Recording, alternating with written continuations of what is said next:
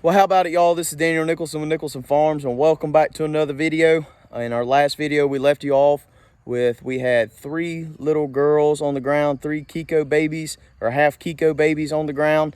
They're all doing well still. We've got more babies on the ground. We want to show you all of those and also kind of explain how the past 4 days of kidding season has been going for us.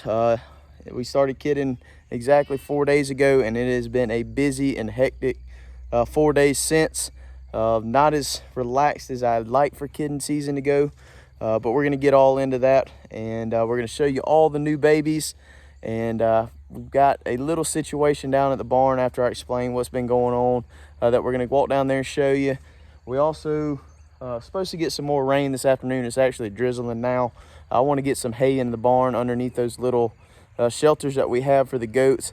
For the baby goats, and make sure they have a place to get out of the weather this afternoon and tonight and stay dry and hopefully stay healthy.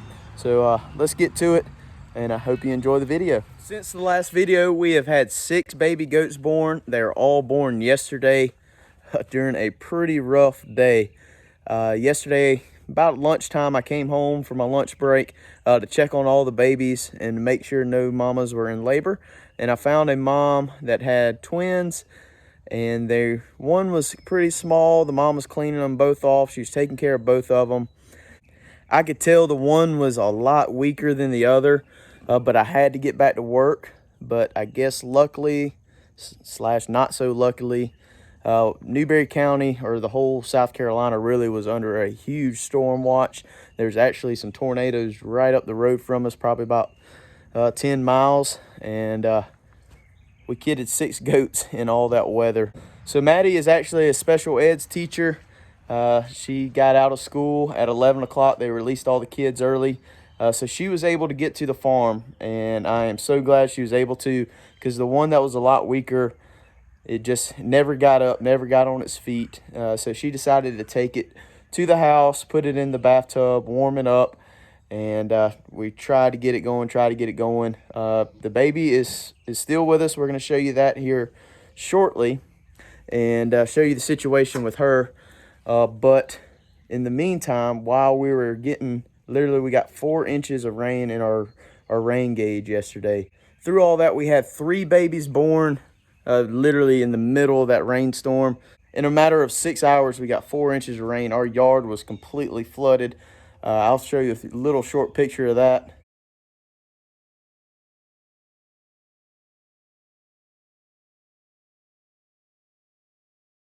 But it was an absolute monsoon. But luckily, the babies that were born actually during the rain was underneath the shelter here.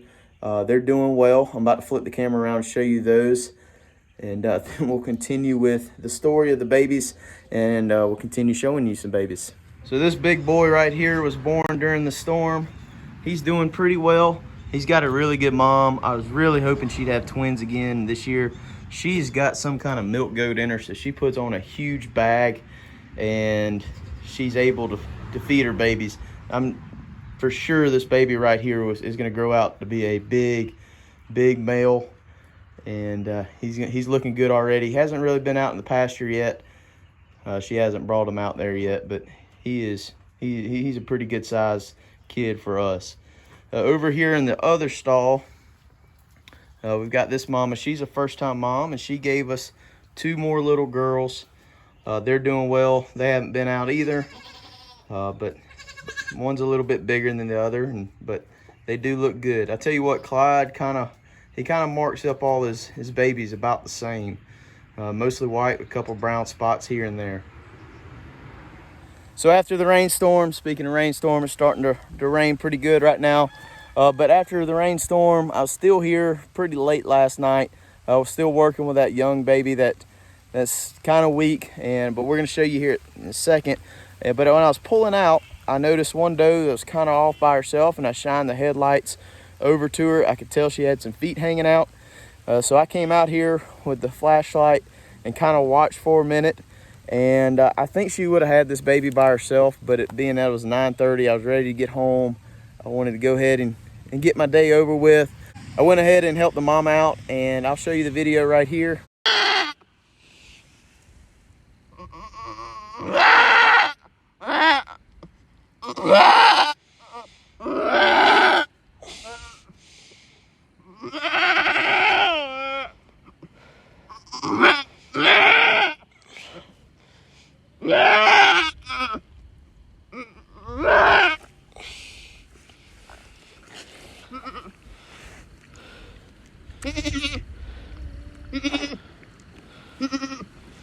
But we got the baby out.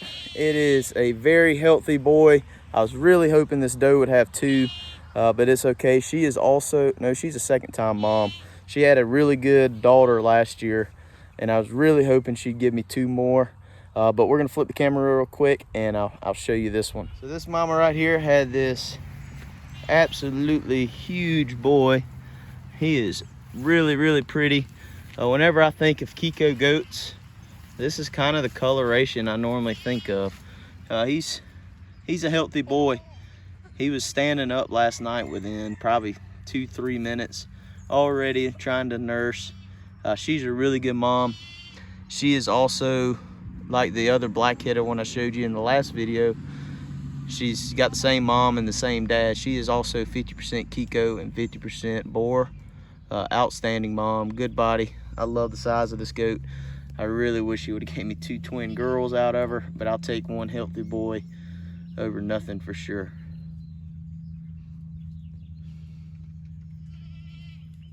While we're down here at this end of the pasture, I will show you the two that you saw in the last video. The one that was the first one born, and also the one that was born during the video.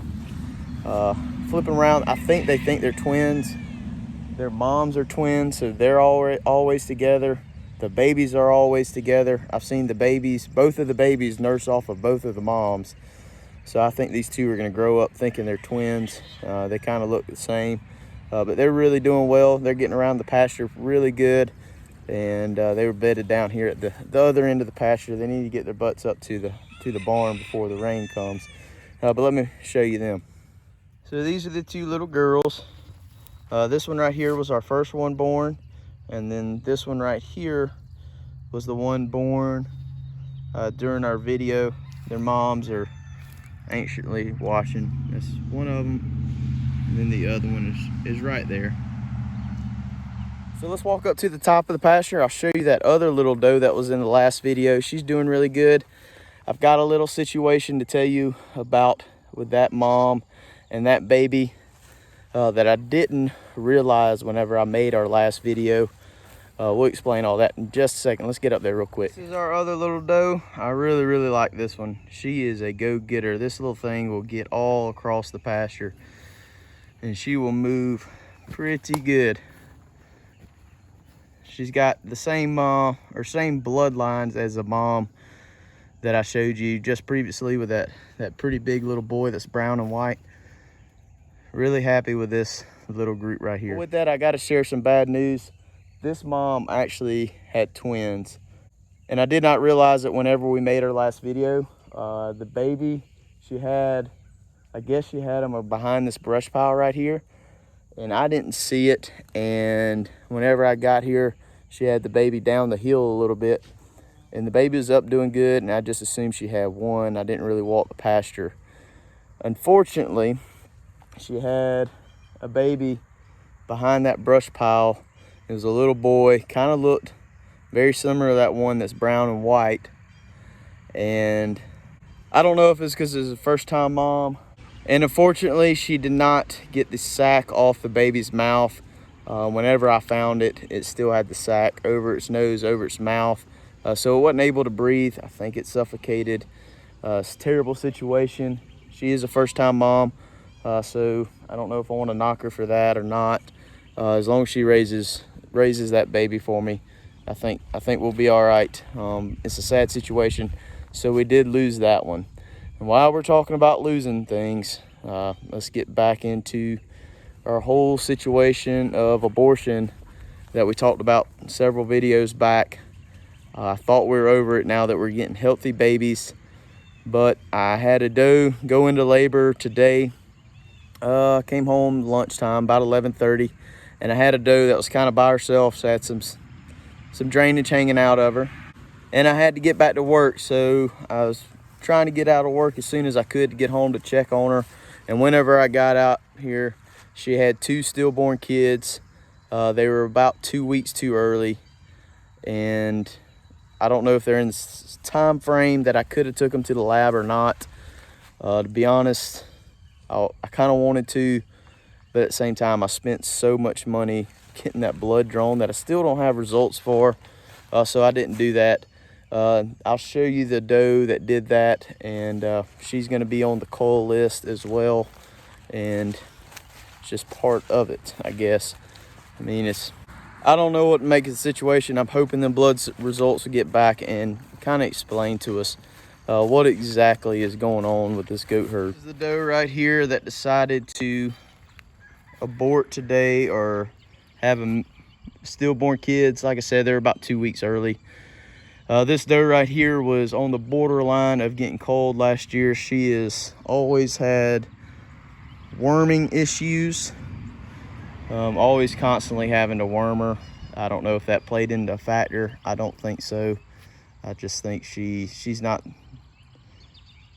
never been in the best of health, and also whatever possibly we have going on in the goat herd, surely it'd affect the weaker ones first. That being said, I know I said several videos back that I was going to cull the ones that aborted, and then I said that I was not. I might just wait on the blood test. I'm going to go ahead and make up my mind. I'm going to have a strict rule. Either they have a baby, raise a baby, wean a baby so I can sell a baby, or they're gone. They have to pay for themselves. No free rides. It sounds harsh, but we've got to be able to sustain profit to be able to keep expanding. So unfortunately, she's going to be gone, and also the 4 other nannies that's in the herd right now, they're going to be going, I think, in the next 4 days. I can take them to the sale barn on a Sunday afternoon, or either run them up there Monday morning, and they're going to be out of the herd. We're going to have less mouths to feed, and productive mamas. So just part of it. I'm going to get some hay spread in the barn real quick. I'm going to cut the camera off. I'm not going to bore you with that. And then we're going to go down to the shed, and we're going to check out that other mama with our 2 little girls down there and explain to you the situation down there, what we've been doing to help it, and all that good stuff. So just bear with me for a second. I'm going to spread some hay. So I just spread some hay out here on the ground so the goats won't consume everything I put in the barn. For the babies, I am going to put it underneath those little shelters, but I wanted to brag real quick about 2 goats. All the goats come running. All the ones that's had babies is over here eating, but our 2 half Kiko are sticking to their babies. They're not worried about this hay at all. One's right here, and then one's over there by that tree. I am super happy to see that. That is why I want to get into Kiko's right there. I want good mamas. This is the mama that I was telling you about earlier that had the twins yesterday before the storm. This is her healthy baby. You can see the size of it. It's doing really well. But over here in the corner is her kind of really small baby. Let me get in there and pick her up and get her standing up and moving around, and we'll kind of explain to you what we've been doing to help her along and how it's going so far and what the plan is. A little comparison from the size difference between the sisters. This one right here, I'd say, is about an average size of a baby goat that we have, and you can just tell how small and skinny this one is. Yesterday, Maddie found her about an hour after she had been born, and she had no energy, kind of got cold in the mouth, so Maddie took her home and put her in the bathtub to warm her body temp up until she got a suck reflex. About that same time, I got off of work, and I was able to catch the mom, bring her down here into this little pen, and try to reintroduce her, but by that time, baby was worn out, tired, and she could not stand at all. Literally, that baby did not stand. It was born at about 11 o'clock in the morning, it couldn't stand till probably about 7 o'clock by itself, or get up by itself till about 7 o'clock that night. As you see now, she's getting around all right. She's still super small, super wobbly, but she's doing okay. The mom, on the other hand, since we put it in the bath and everything, we took off the scent of the mom, and the mom does not believe it's her baby, and we have been trying to reintroduce it. The mom will let it suck while we're standing here. Let's back up for a second. We actually milked the mom out and syringe fed the baby probably 4 or 5 times, and we brought it back out here, tried to get it back on the mom. The mom would just kind of push it away, actually kind of bite it a little bit. Just hasn't taken it back yet, and kind of don't know what's going to happen. The mom will stand there and let it suck as long as I'm standing here, but as soon as I go on, dogs. But as soon as I step away, the mom kind of pushes it away again. But we've been kind of stopping by every 4 or 5 hours and standing here and letting the baby suck. She will latch on by herself. She's walking around fine now. So it's just a matter of time. It's just a matter of time until we know if this mom is going to take this baby back or not. We're just crossing our fingers, hoping.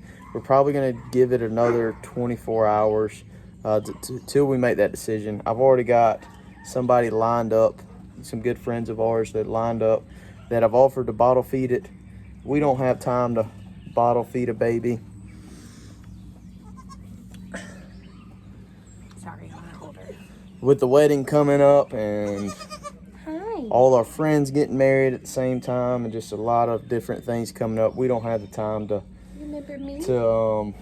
bottle feed this baby. So if the mom will not take it back, we're gonna give it to some friends and let them bottle feed it. But we're gonna give it a good shot to try to get this mom to take it back. Last night we tried a little bit of everything. She still had a little bit, not after birth, but drainage, and I rubbed that on the baby. She wouldn't do anything with it. It's just, I'm hoping as the milk passes through the baby digestive system, hopefully she can pick up the scent and eventually take care of the baby. I'm hoping just pinning it up and the baby being here will help, but we'll see how it goes. She's hungry. Are you hungry? You're doing so But she is good. getting a whole lot stronger. So that's about it for the story of the past 4 days. We have had a lot happen in the past 4 days. A lot of ups, a lot of downs.